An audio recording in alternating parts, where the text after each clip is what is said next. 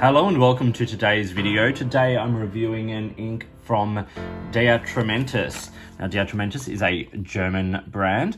It's a brand I've enjoyed for quite a while. Used a number of their inks and I decided to do a month of Atramentis reviews this month. So this is the first of those. This is the very simple box it comes in, and here is the ink we're looking at today. Today we're looking at olive green. So I'm going to show it on a few different kinds of paper, put it through a few basic tests, and have a bit of a chat about it.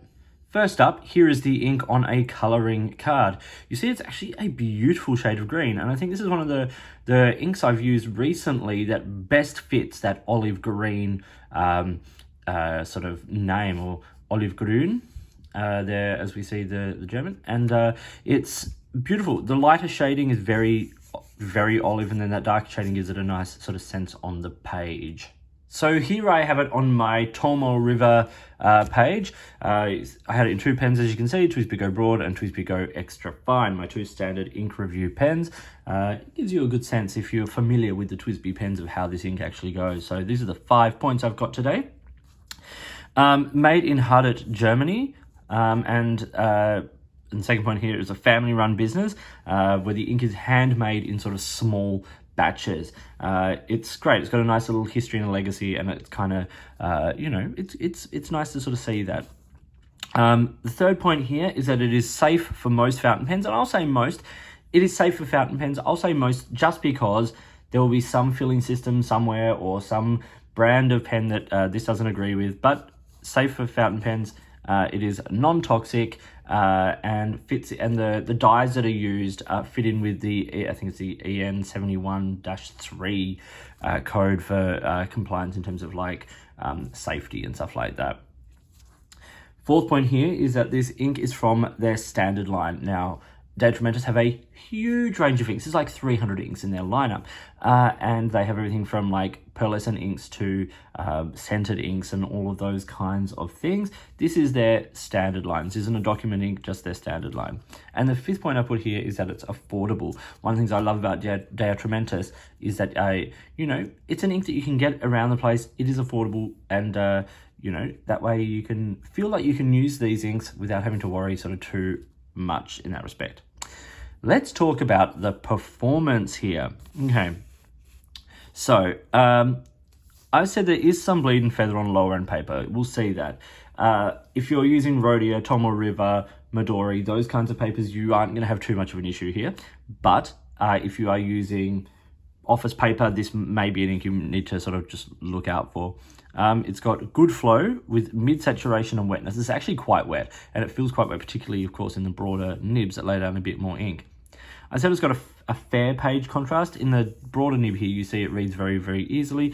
In the finer nib, in some of the lighter shading, and this will go the same for drier pens, you might just notice just a little bit of sort of bit that is the readability drops a little bit. I said it's got a nice earthy tonal range. If we look here at that swatch there, you can see these beautiful earthy greens and dark greens and almost sort of like hints of browns and things coming through. It's beautiful, actually. And I said it's got a mid to slow dry time. So after 2 seconds, very wet. After 20 seconds, you can see it started to dry there, but it's still moving around quite a bit. Extras.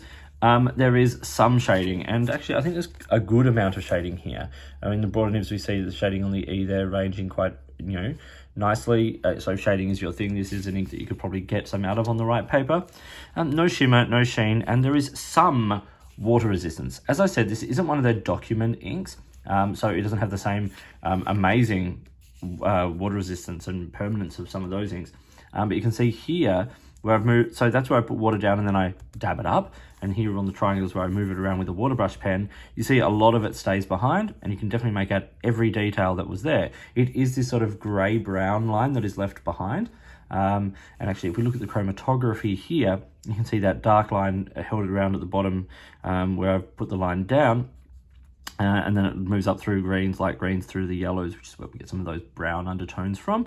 But this sort of darker grey, green, browny kind of tone down here, that is what is sort of left behind if you get this ink wet. Now, if we look at the reverse of this page, you'll notice nothing comes through. Even in the swab there, there's very little that actually tries to come through, and sometimes those swatches really do make a mess on this paper. But in this instance, it's fairly decent. Even when we put the water down, not a lot has really come through. But in the writing, this is Tomoe River paper. You're going to get a lot of ghosting, but nothing is actually bleeding through on this. If we look at it on some other paper now, let's start at the very bottom with the Spyrex student notepad paper. And you can see there is feathering and spread.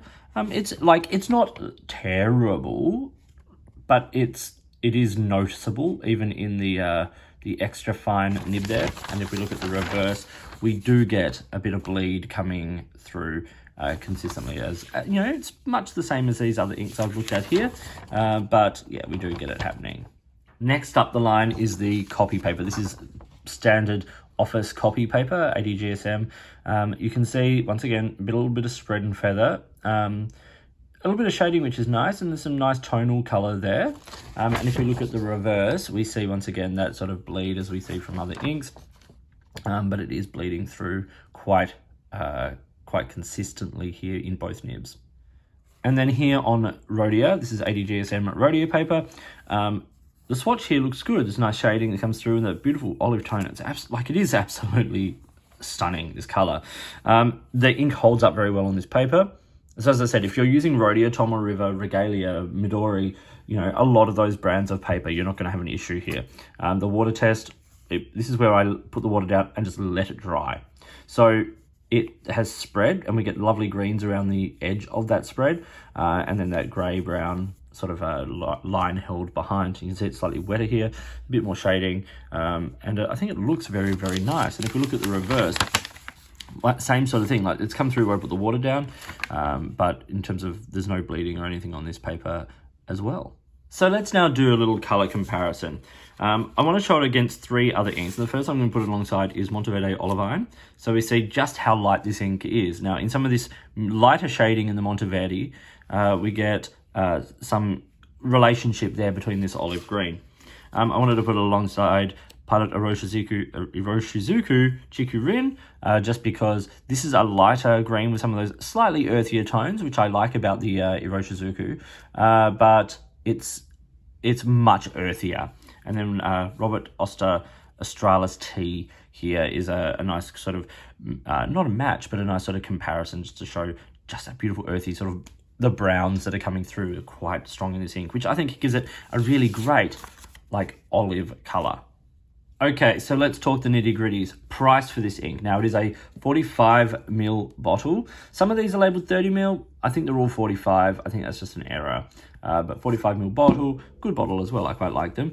It's €13.20. These are prices I took from a couple of retailers. £8.29 in the UK. It's $14 US, or is what I've sort of seen it down around. And the Australian price from one retailer is $29.95 Australian, which it puts it into a higher price point than a lot of other inks. But things like importing and stuff like that can add quite a bit to certain brands. So I've given this ink a 3 out of 5. Now I want to say straight up, I enjoy using this ink. I love the color. I've said great color, but and good value, but some performance issues. Now that is just if you're using lower end paper. It has some decent water resistance. There's no shimmer, no sheen, nothing like that. But if you're using lower end paper, you will notice bleed, you will notice feather, you will notice spread, and it is more pronounced than some other inks. But if you're using Rhodia, Tomoe River, Midori, Regalia, all those lovely quality fountain pen friendly papers, you'll enjoy using this ink. It looks beautiful. It writes very nicely. So 3 is just based on how I've sort of factored all of these things together, but I really enjoy using this ink. So this was Atramentis Olive Green. I hope you found this video interesting and useful. Please like and subscribe and hit the notifications button. If you'd like to support the channel, please get in touch. You can get in touch with me on any of the social media platforms listed below, or send me an email or comment on this video. Big thank you to Atramentis for jumping on board with Atramentis month here on my channel. For more beautiful inks coming your way over the next few weeks. So big thank you to them, and big thank you to you for watching and subscribing and all that kind of stuff. In the meantime, enjoy your inks, and I'll talk to you soon.